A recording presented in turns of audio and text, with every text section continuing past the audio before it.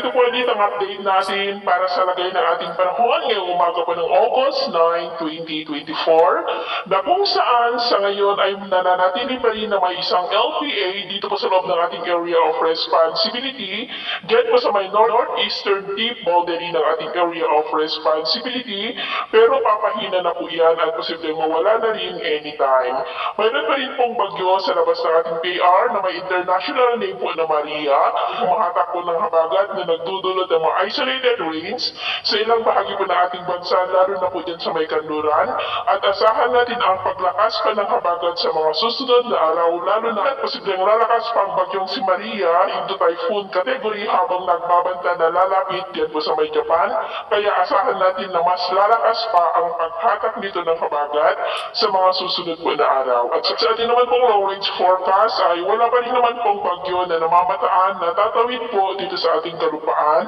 hanggang po sa susunod na 2 linggo.